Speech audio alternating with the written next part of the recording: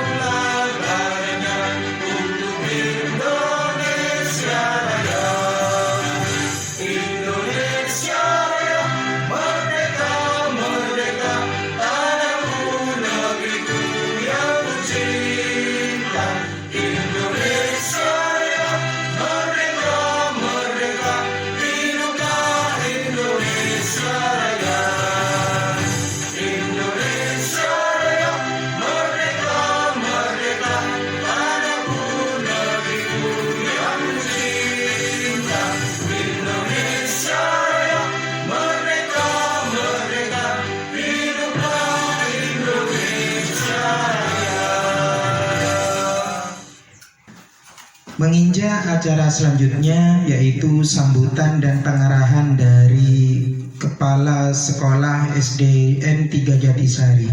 Waktu dan tempat dipersilahkan. Assalamualaikum warahmatullahi wabarakatuh. Waalaikumsalam warahmatullahi wabarakatuh. Selamat pagi, salam sejahtera. Saya sampaikan kepada Bapak Ibu yang hadir di sini. Pertama-tama saya sampaikan kehadirat Allah Subhanahu wa Ta'ala, karena atas rahmat dan hidayahnya kita bisa berkumpul dan bertemu dalam satu ruangan di sini dalam keadaan sehat walafiat. Amin. Sholawat serta salam senantiasa kita sampaikan kepada junjungan Nabi besar kita, yaitu Nabi Muhammad SAW. Semoga kelak kita mendapatkan syafaatnya di yaumil qiyamah. Amin ya rabbal alamin. Ucapan terima kasih saya sampaikan kepada Bapak Ibu Dewan Guru yang bersedia meluangkan waktunya hadir di dalam ruangan kelas ini untuk mengikuti kegiatan diseminasi budaya positif di SD Negeri 3 Jatisari. Nah, budaya positif di sekolah itu seharusnya dari dulu dilaksanakan oleh Bapak Ibu guru, mengingat bahwa putra-putri kita, anak didik kita saat ini sudah mengalami degenerasi atau sudah terpengaruh dengan perkembangan zaman yang semakin lama semakin canggih gitu ya Bapak Ibu guru. Maka dari itu perlu adanya penyaring. Salah satunya adalah adanya budaya positif yang harus diterapkan di sekolah kita. Nah, pada kesempatan hari ini di sekolah kita akan ada diseminasi terkait dengan budaya positif yang akan disampaikan oleh Bapak Fajar Sugeng Trilaksono dan juga Ibu Eka Nurvitasari. Nah, beliau-beliau ini nanti akan menyampaikan apa sih budaya positif yang harus dilakukan di sekolah kita dan bagaimana dampaknya kepada murid-murid kita.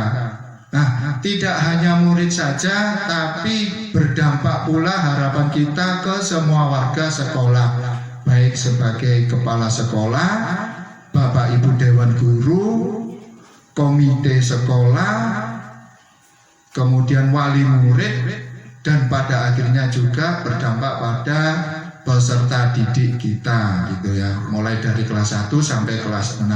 Harapannya melalui budaya positif ini akan ada perubahan-perubahan ke arah yang lebih baik dari sebelumnya gitu, baik dari siswanya juga kepada sistem pembelajarannya di sekolah kita gitu ya Bapak Ibu sekalian. Jadi nanti di budaya positif ini apa saja yang disampaikan mari kita pahami, mari kita saksikan, kemudian kita diskusikan bersama-sama, karena di sekolah kita itu ada komunitas belajarnya, apa saja yang akan kita rubah di sana dan menyesuaikan dengan pembelajaran serta tujuan pembelajaran kita yang selama ini harus kita capai sesuai dengan visi, misi, dan juga tujuan sekolah kita gitu ya Bapak Ibu sekalian. Harapan kita nanti yang penting semuanya materi yang ada di budaya positif ini dapat terserap dengan baik. Sekian sambutan dari saya akhiri. Wassalamualaikum warahmatullahi wabarakatuh. Waalaikumsalam warahmatullahi wabarakatuh. Terima kasih kami sampaikan kepada Bapak Kepala SDN 3 Jatisari atas sambutan dan pengarahannya. Menginjak acara selanjutnya yaitu acara inti. Mari kita semuanya fokus dan menyimak paparan-paparan mengenai budaya positif yang akan disampaikan oleh Bapak Fajar Sugeng Trilaksono. Waktu dan tempat kami persilahkan.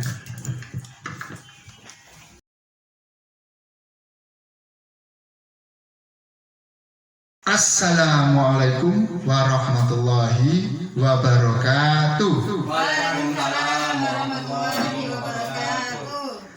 Selamat pagi Bapak Ibu Guru hebat, Bapak Ibu Guru Dewan SD Negeri 3 Jatisari yang saya hormati, dan Bapak Ibu wali murid yang hadir di sini juga ikut memeriahkan acara diseminasi budaya positif di lingkungan SD Negeri 3 Jatisari ini.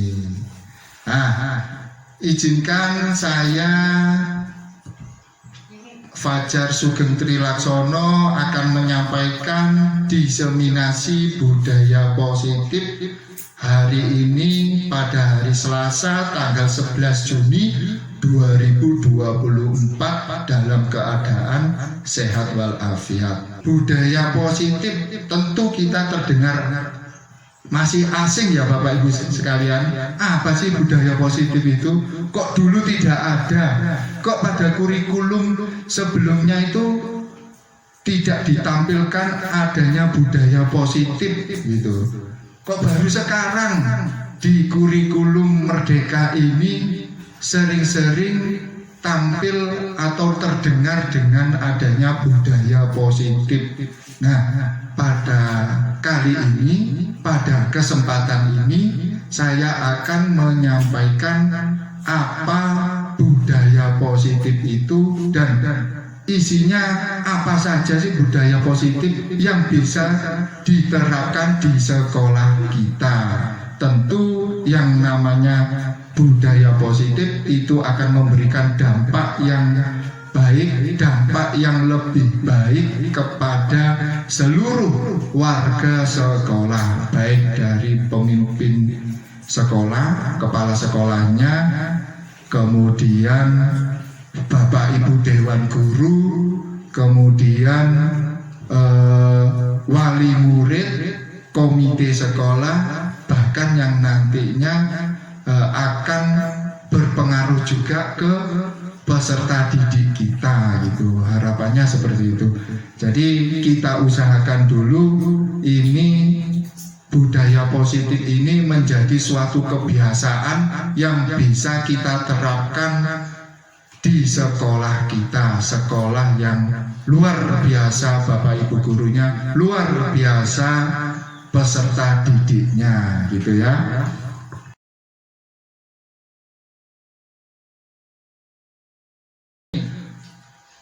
Budaya positif pengertiannya adalah perwujudan dari nilai-nilai atau keyakinan universal.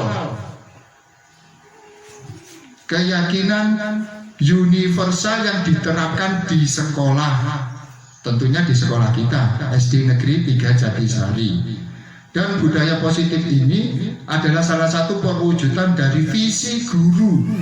Nah, visi guru yang memiliki nilai-nilai kebajikan sesuai dengan tujuan pendidikan nasional yang dijabarkan dalam profil pelajar Pancasila. Pertanyaannya, Pak, apa sih keyakinan universal itu?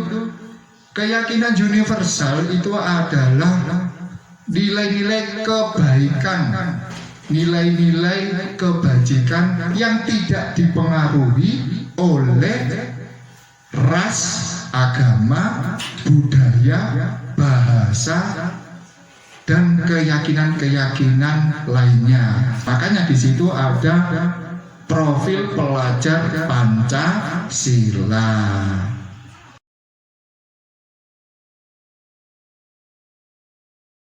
Yang pertama bisa saja disiplin positif, posisi kontrol guru, motivasi perilaku manusia, hukuman, konsekuensi, penghargaan dan restitusi, kebutuhan dasar manusia dan dunia berkualitas, segitiga restitusi dan keyakinan kelas. Nah, untuk memahami budaya positif, mari kita pelajari ketujuh paradigma perubahan pembelajaran yang saat ini sedang dikembangkan di dalam kurikulum Merdeka.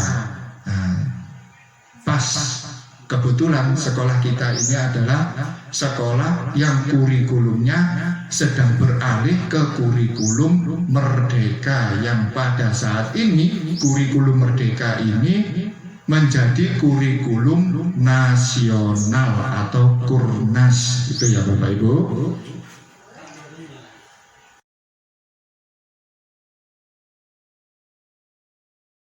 Untuk paradigma baru yang kita ketahui pertama kali itu adalah disiplin positif.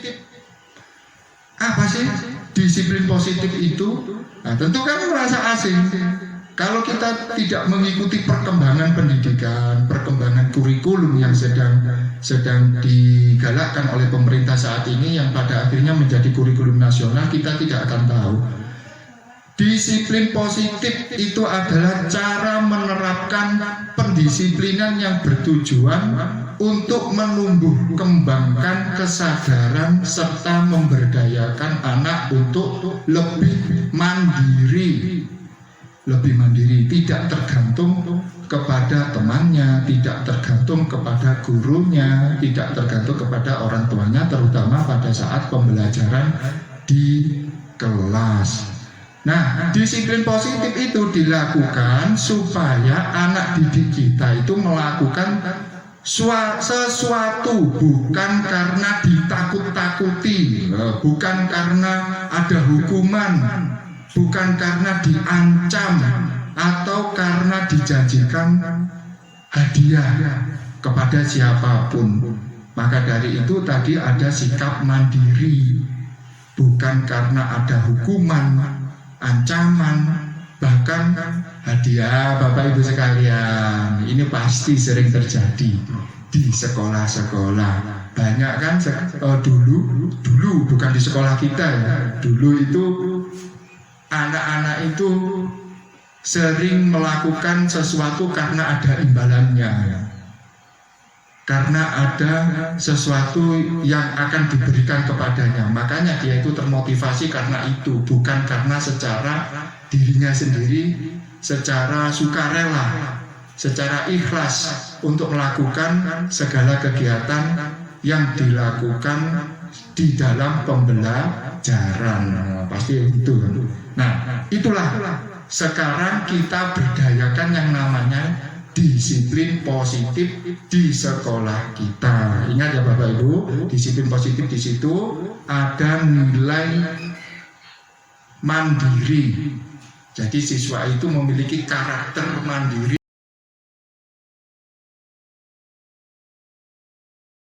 Ya, di dalam bukunya, di mana ada kemerdekaan, disitulah harus ada disiplin yang kuat.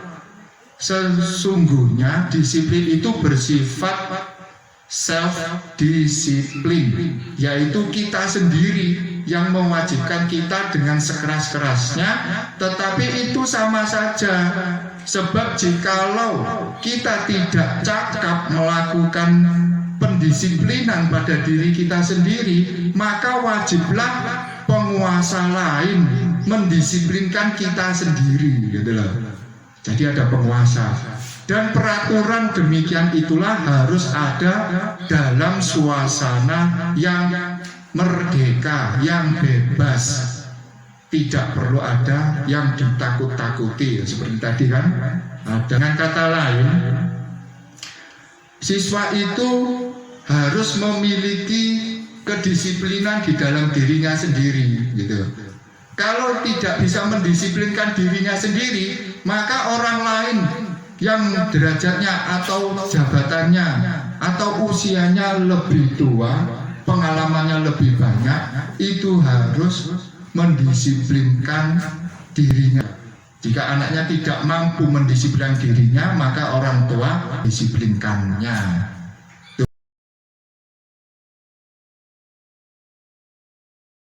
Beberapa motivasi yang dimiliki untuk mendisiplinkan. Ada dua motivasi yang bisa digunakan untuk mendisiplinkan diri kita sendiri ataupun orang lain ataupun anak didik kita. Disiplin yang dimaksud di sini itu adalah disiplin diri yang memiliki motivasi internal, motivasi di dalam diri kita sendiri, atau motivasi yang dimiliki oleh anak. Jika kita tidak memiliki motivasi internal, motivasi yang ada di dalam diri kita atau motivasi di dalam diri anak, maka kita memerlukan pihak lain, orang lain untuk mendisiplinkan kita atau untuk mendisiplinkan anak didik kita. Itu ya, seperti apa yang disampaikan oleh Ki Hajar Dewantara tadi. Nah, itulah yang disebut sebagai motivasi eksternal, motivasi yang berasal dari luar. karena berasal dari luar, bukan dari dalam diri kita sendiri, maka diperlukan orang lain atau gurunya gitu untuk memotivasi anak itu. Jadi ingat ya Bapak Ibu sekalian, ada dua motivasi yang dimiliki untuk mendisiplinkan, motivasi internal dan motivasi eksternal gitu. Oke, lanjut. Di antara berikut, coba Bapak Ibu sekalian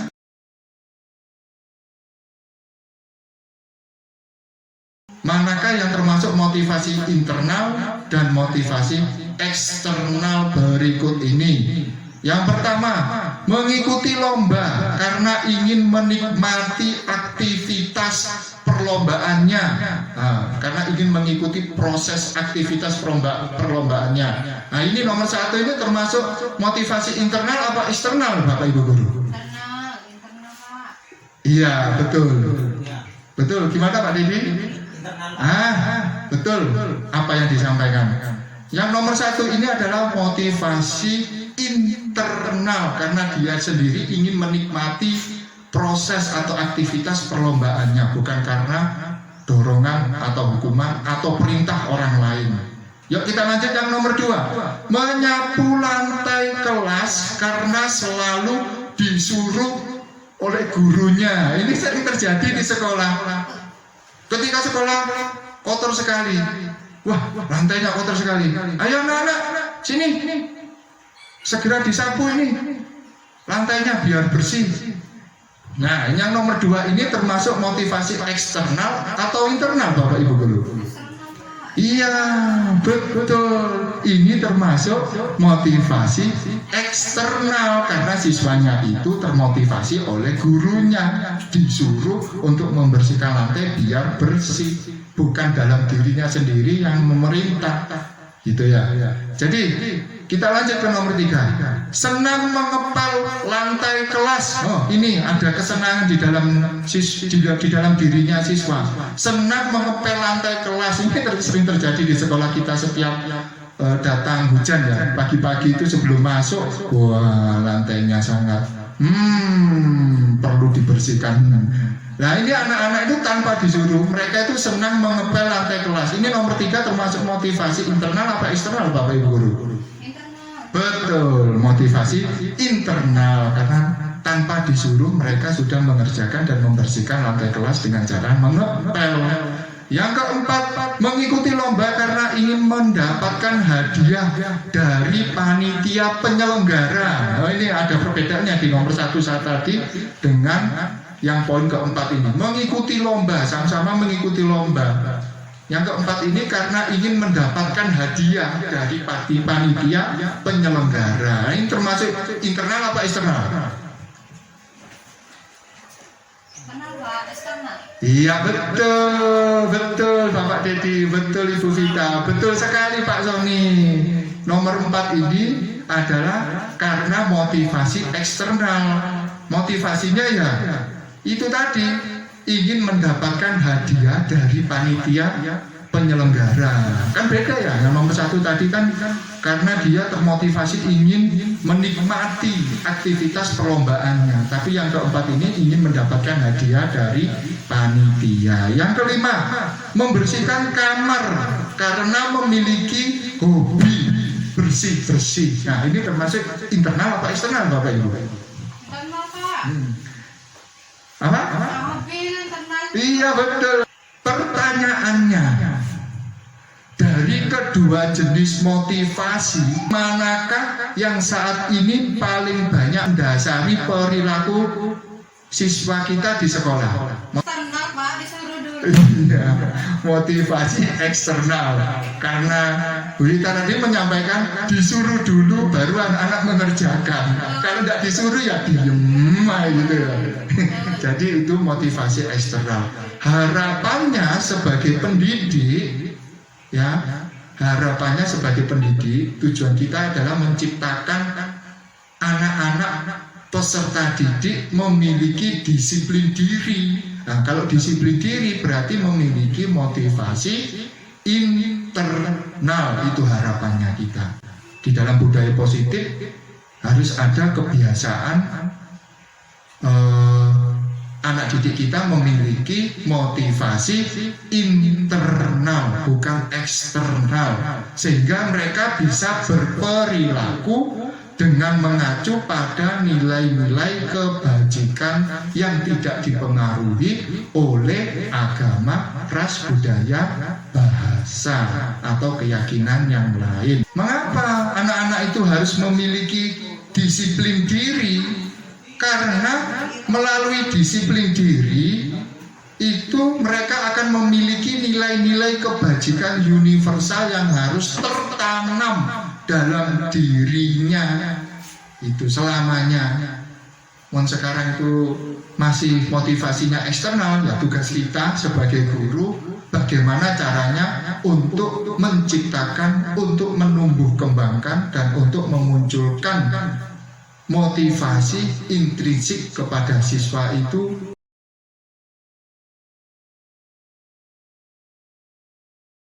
Oke, kita lanjut ke teori kontrol yang telah ditemukan oleh Dr. William Glasser.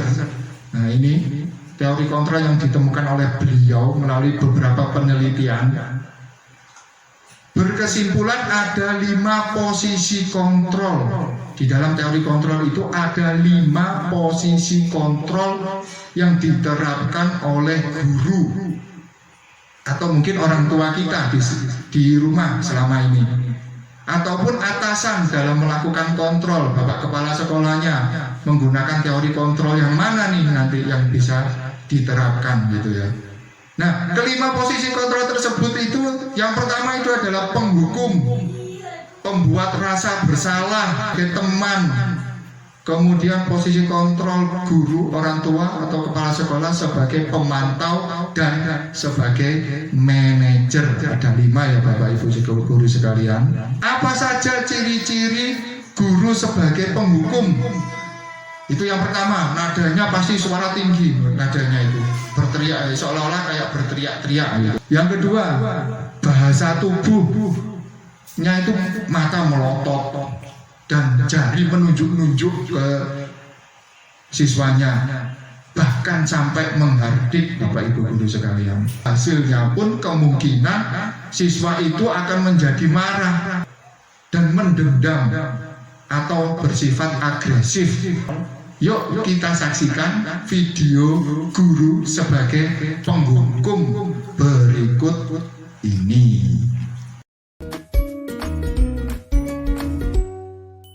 Salam bahagia Ibu dan Bapak guru hebat.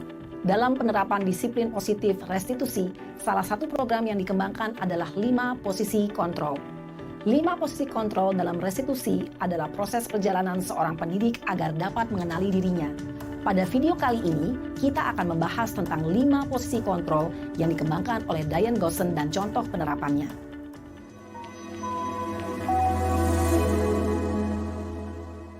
Untuk lebih memahami kelima posisi tersebut, mari kita saksikan kasus Naren yang terlambat hadir 20 menit di sekolah dan melihat bagaimana kelima posisi kontrol dalam menghadapi masalah tersebut.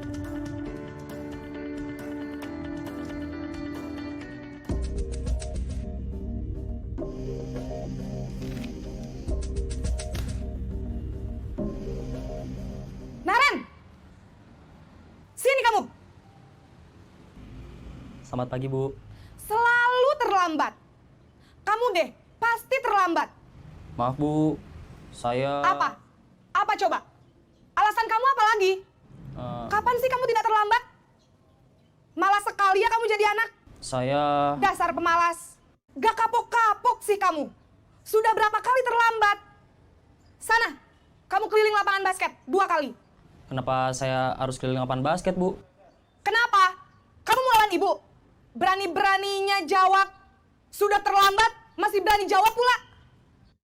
Sekarang, keliling lapangan basket 5 kali sekalian. Biar kapok. Cepat, pergi sana ke lapangan basket. Posisi penghukum biasanya berbicara dengan nada tinggi, menghardik, menunjuk-nunjuk, menyakiti, dan menyindir. Hukuman bisa berupa fisik maupun psikis. Ibu dan Bapak guru hebat, Dampak yang terjadi pada murid ketika guru berada pada posisi penghukum adalah murid cenderung akan memberontak, bahkan menyimpan dendam. Nah, begitu Bapak Ibu Guru, video yang ditampilkan tadi, posisi guru sebagai penghukum muridnya. Ternyata di video itu kok saya pernah mengalami ya, murid yang mengalami sebagai guru. Saya dulu itu sebagai murid juga pernah dihukum karena melakukan kesalahan. Begitu juga sebelum saya mengikuti pendidikan guru penggerak ini pernah juga menghukum murid. Nah, karena itulah posisi-posisi kontrol ini itu seharusnya kita pahami apa efeknya kepada murid dan juga apa efeknya kepada kita.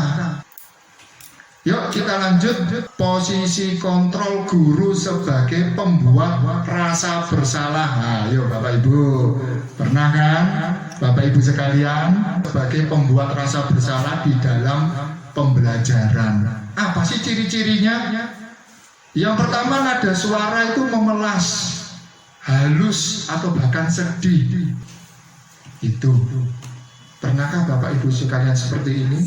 Yang nantinya hasilnya murid akan merasa bersalah di dalam dirinya secara psikis. Murid itu akan merasa bersalah, mengecewakan Bapak Ibu gurunya karena melanggar peraturan yang ada di dalam pembelajaran. Karena dia merasa gagal, tidak sanggup membahagiakan orang lain, tidak sanggup membahagiakan Bapak Ibu guru, tidak sanggup membahagiakan panjenengan sebagai Bapak Ibu guru. Kadangkala sikap seperti ini lebih berbahaya, lebih berbahaya dari sikap guru sebagai penghukum tadi. Kenapa? Itu emosinya itu tertanam, tertahan, kemudian akhirnya tertekan dan tiba-tiba sewaktu-waktu bisa meletus di mana saja dalam bentuk amarah sehingga menyakiti dirinya sendiri dan orang lain. Nah, ini yang dikhawatirkan. Pernah kan Bapak Ibu sekalian, ini ada kasus yang viral dulu ya. Sekarang sudah hilang.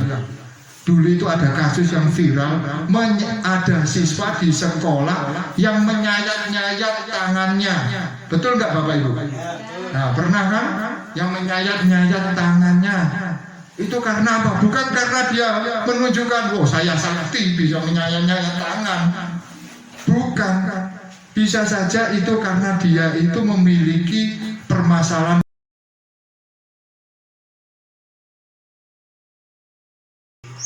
Kemudian posisi kontrol yang berikutnya, guru sebagai teman. Wah, ini ciri-cirinya nada suara itu ramah, akrab, dan suka bercanda dengan muridnya. Ya, selayaknya sebagai teman sendiri gitu ya. Kemudian bahasa tubuhnya itu merapat, lebih dekat dengan murid. Kemudian mata dan senyum itu tampak jenaka atau lucu gitu ya baginya. Nah, murid itu senang dan akrab dengan gurunya. Itu dari sisi positifnya. Murid menjadi tergantung kepada guru yang dianggap temannya. Itu sisi negatifnya. Jadi murid itu suka memiliki ketergantungan kepada gurunya tentang apa ya, segala macam, karena dia menganggap bahwa itu dia adalah temannya. Untuk lebih jelasnya dan memahami tentang posisi kontrol guru sebagai teman, yuk kita saksikan video sebagai berikut.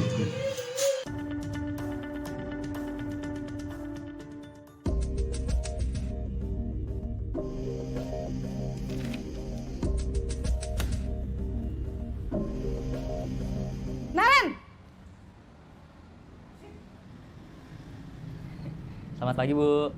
Wah, sudah jam berapa ini, Nak? Terlambat lagi ya, sayang? Iya, Bu. Habis ibu saya lupa bangunkan saya, Bu. Kamu malah menyalahkan ibu kamu. Kamu bukannya anak yang larinya paling kenceng. Kok terlambat sih? Iya Bu, saya memang terlambat bangun tadi. Jadi biarpun saya lari kencang, tetap gak kekejar Bu. Ya sudah sana, nanti lain kali larinya lebih kenceng lagi ya. Biar gak terlambat lagi. Bikin seneng ibu, demi ibu. Bisa kan? Bisa lah Bu. Ya sudah sana masuk kelas. Ibu beresin urusan absen kamu. Kamu ini ada-ada saja.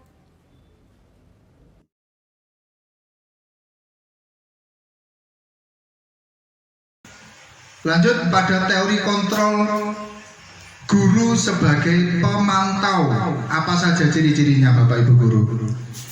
Yang pertama, nada suara itu datar, bahasa tubuhnya itu formal, berdasarkan pada peraturan-peraturan dan ada konsekuensinya. Yang keempat, tidak menunjukkan suatu emosi yang berlebihan. Hasilnya, murid akan memahami konsekuensi yang harus dijalankan karena telah melanggar salah satu peraturan di sekolah. Guru sebagai manajer, apa saja ciri-cirinya?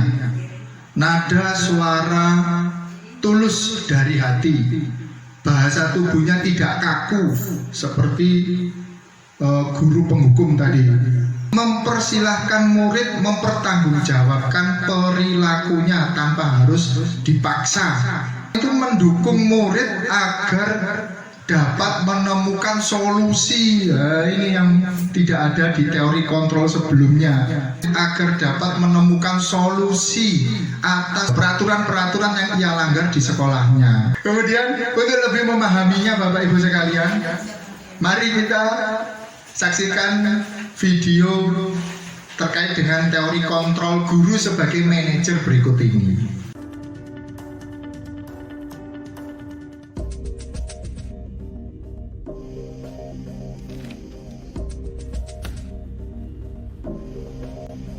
Naren! Selamat pagi Bu. Selamat pagi Naren. Maaf Bu, saya terlambat. Iya, sekolah masuknya jam 7, sekarang sudah jam 7.20. Jadi sekarang bagaimana ini Naren? Maaf Bu, saya lupa setel alarm saya semalam. Baiklah, menurut kamu, keyakinan sekolah yang mana yang perlu kamu tingkatkan? Menghargai diri sendiri dan orang lain mungkin ya Bu. Setuju. Jadi, apakah Naren meyakini prinsip saling menghormati tersebut? Iya Bu, saya meyakininya. Apakah Naren bersedia memperbaiki masalah keterlambatan ini? Bersedia Bu. Bagaimana kamu akan perbaiki masalah keterlambatan ini?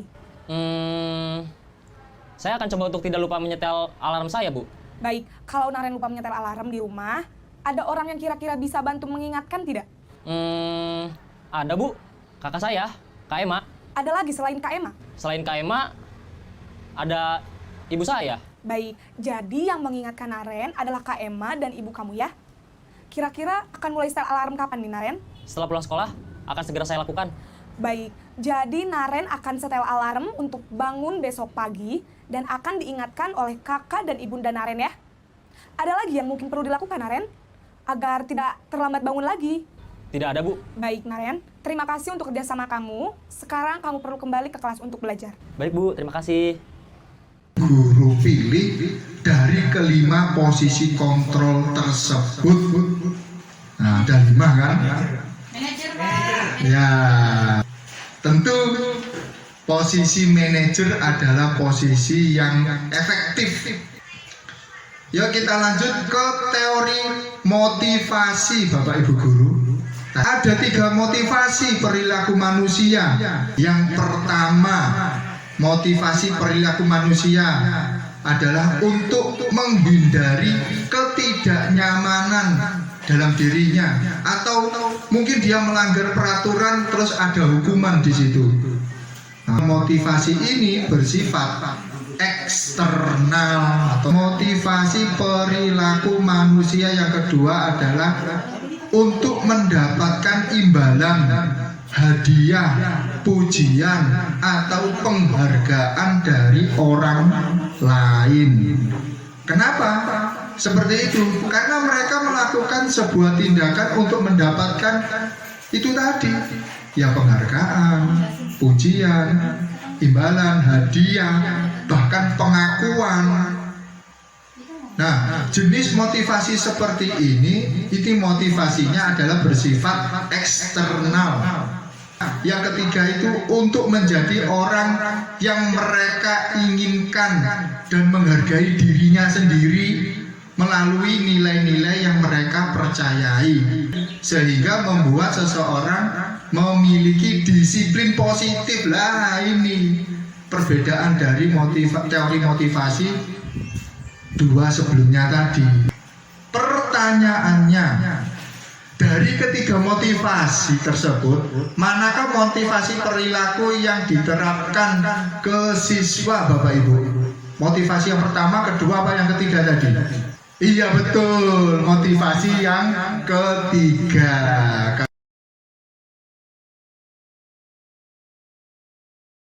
Materi hukuman. Wah, ini sering sekali nih. Kalau saya dulu itu saya terus terang saya lakukan seperti ini. Ya kan? Mungkin sampai saat ini ada beberapa guru di luar sana di SD 3 Jatisari tidak ada, Pak.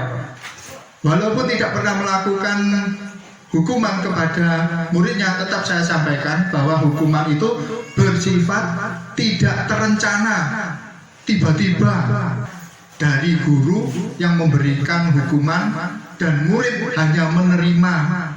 Nah, tidak ada konsekuensi di situ.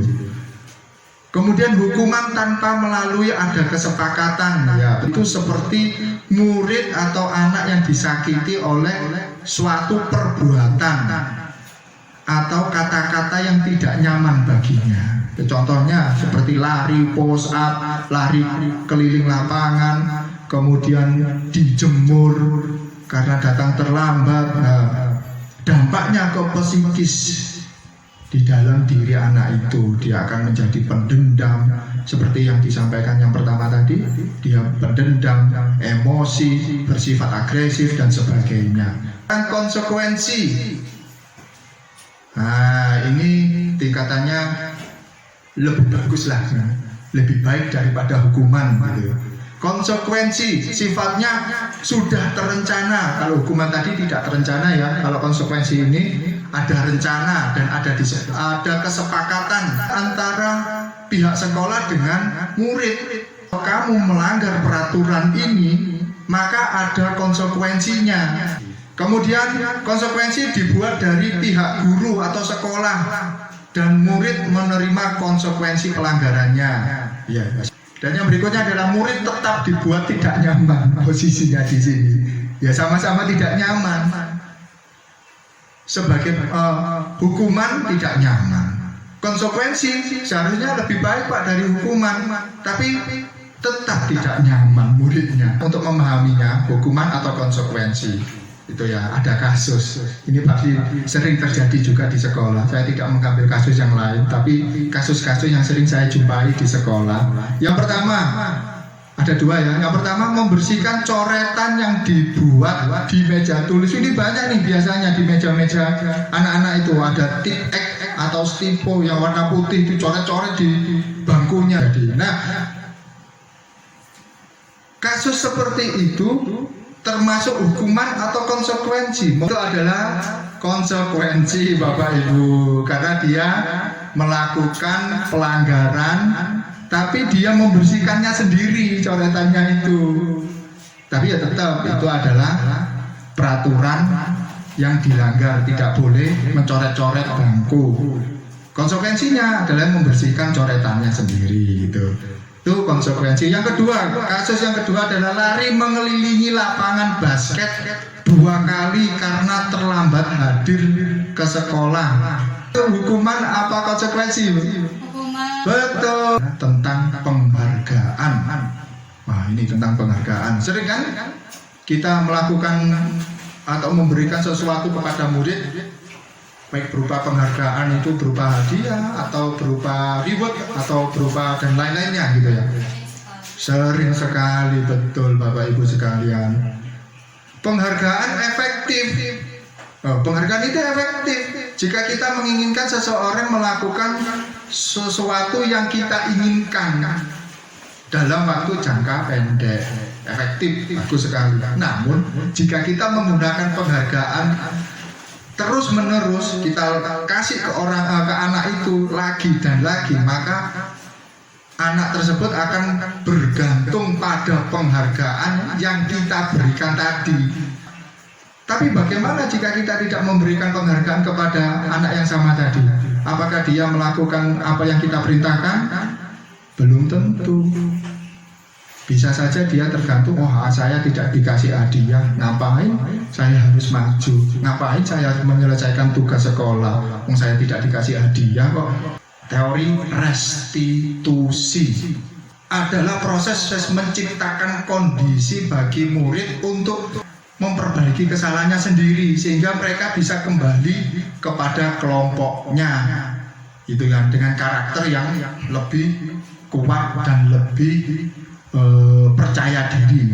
Juga merupakan proses kolaboratif yang mengajarkan murid untuk mencari solusi dari permasalahan yang dihadapinya, seperti melanggar peraturan di sekolah tidak harus kita hukum. Pertanyaannya Bapak Ibu guru sekalian, di antara hukuman, konsekuensi, penghargaan, dan yang terakhir tadi tentang restitusi, manakah yang perlu diterapkan ke siswa?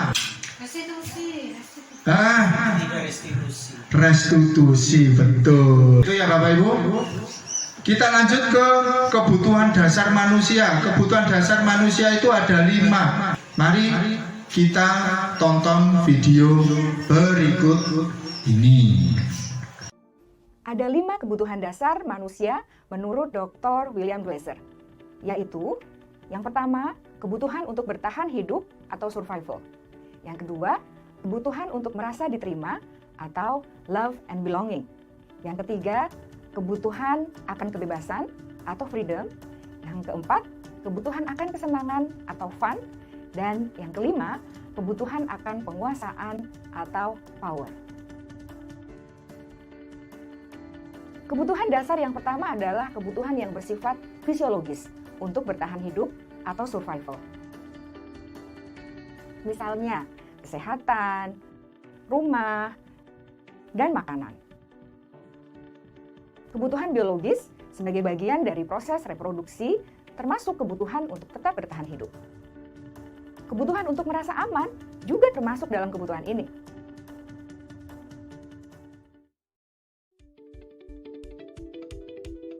Agar murid dapat belajar dengan baik, kebutuhan mereka akan rasa aman, pangan, sandang, dan papan harus terpenuhi.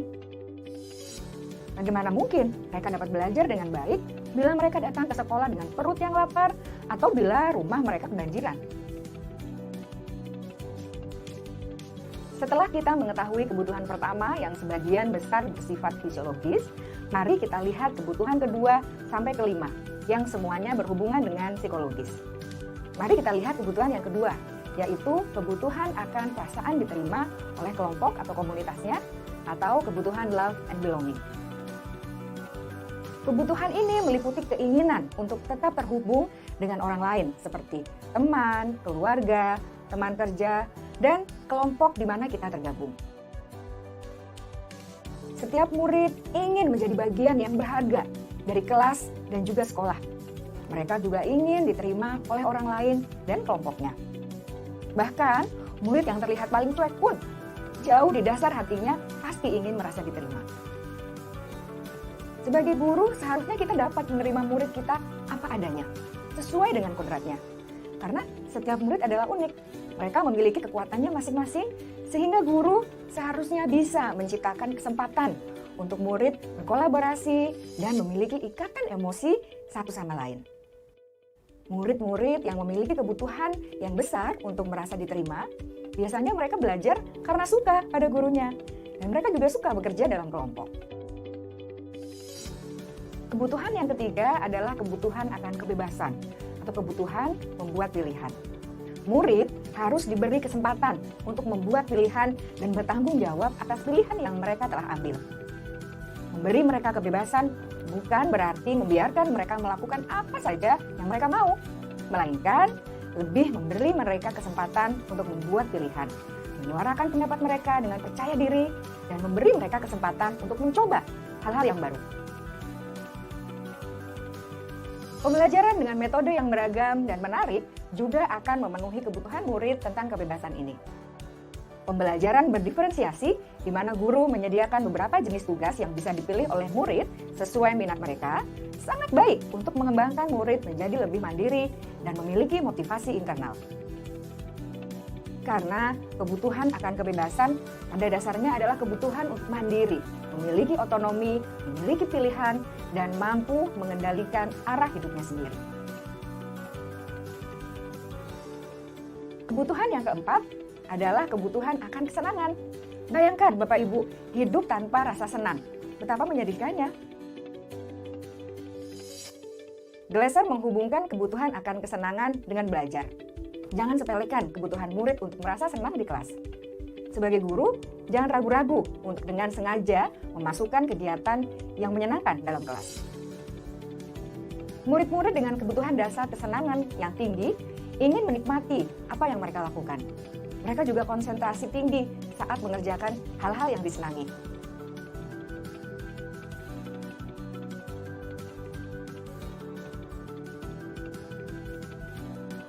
Kebutuhan yang kelima adalah kebutuhan akan penguasaan. Setiap murid memiliki kebutuhan untuk merasa kompeten, menjadi terampil, diakui pencapaian dan keterampilannya, didengarkan, bisa membuat dampak dan pengaruh, dan memiliki rasa harga diri. Mereka sebaiknya diberi kesempatan untuk membuat keputusan tentang hal-hal yang penting dalam hidupnya dan tidak merasa dikontrol oleh sistem sekolah. Pada murid yang telah menginjak usia remaja, seringkali mereka merasa tidak memegang kendali atas kehidupannya sendiri, karena guru kerap kali berpengaruh dalam mengambil keputusan. Murid-murid yang memiliki kebutuhan dasar akan penguasaan yang tinggi, biasanya selalu ingin menjadi pemimpin. Mereka juga suka mengamati sebelum mencoba hal-hal yang baru. Mereka juga perfeksionis dan merasa kecewa bila melakukan kesalahan. Ibu dan Bapak guru sangatlah penting bagi kita untuk mengetahui kebutuhan dasar murid-murid, agar kita memahami alasan dibalik sikap dan tingkah laku mereka. Bila murid berperilaku buruk atau melanggar peraturan, sehingga tindakannya tidak sesuai dengan nilai-nilai kebajikan, maka guru harus mencari tahu alasan yang mendasari tindakan tersebut dan kebutuhan apa yang belum terpenuhi.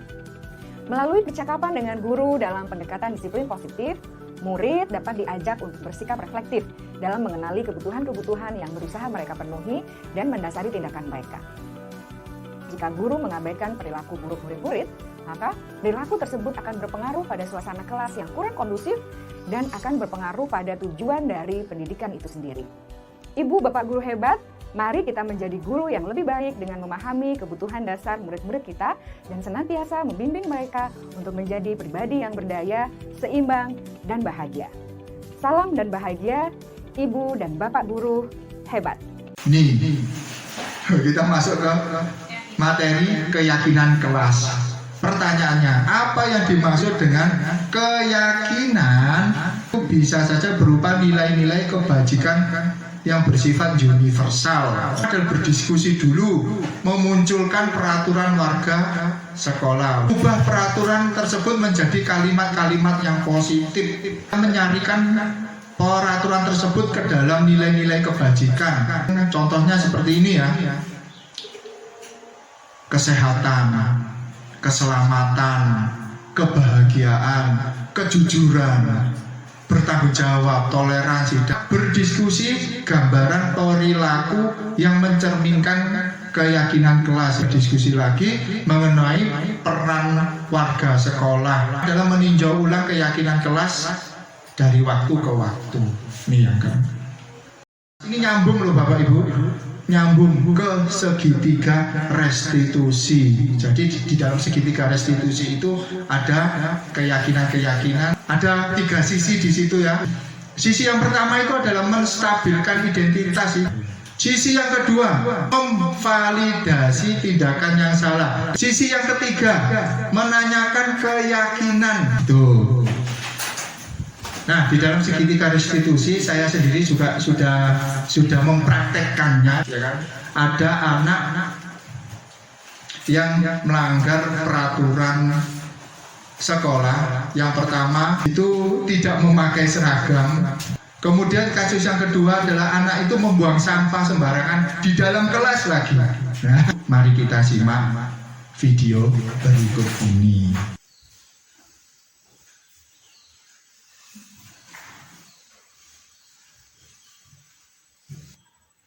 Sepertinya ada murid saya yang tidak memakai seragam pada hari ini. Kenapa ya? Kenapa Niwati hari ini tidak memakai seragam? Coba saya tanya dulu.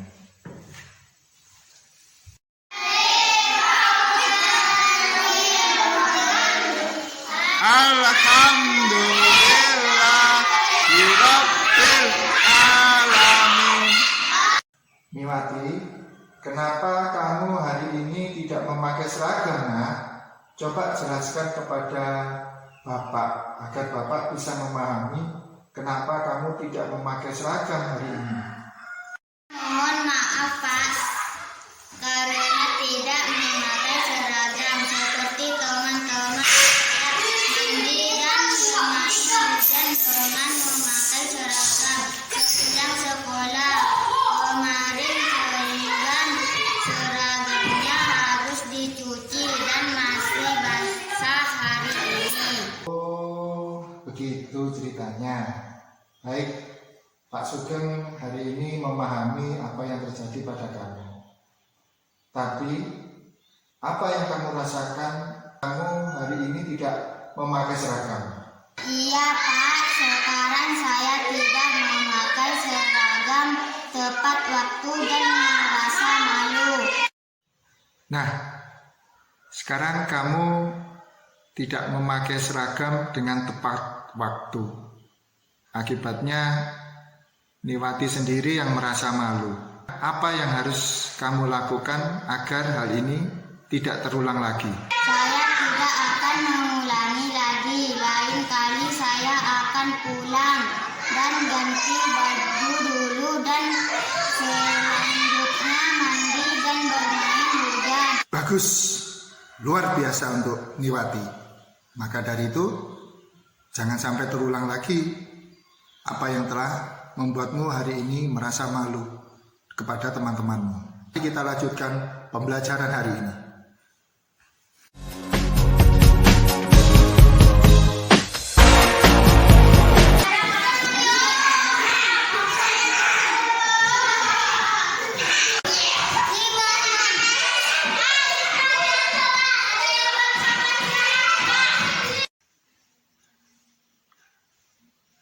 Sepertinya ada yang terjatuh saat bermain.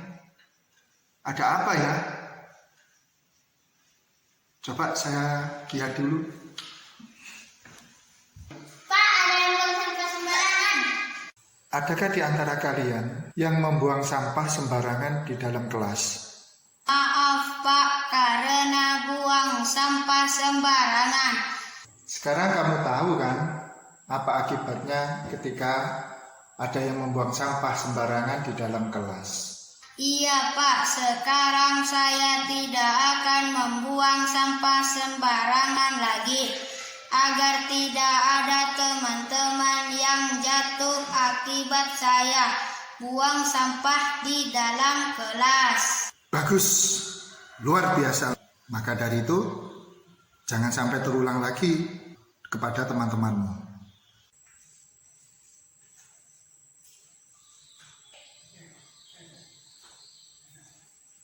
Baik anak-anak, pada hari ini kita akan membuat keyakinan kelas berdasarkan beberapa hal yang terjadi di dalam kelas kita hari ini. Apa saja keyakinan kelas yang kita bisa sepakati hari ini?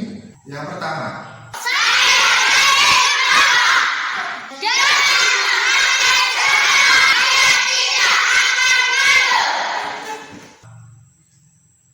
yang kedua,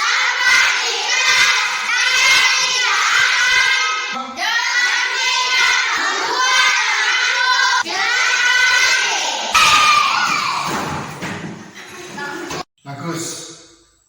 Semoga keyakinan-keyakinan kelas yang sudah sudah kita sepakati hari ini akan menjadi keyakinan di dalam diri kita untuk selamanya.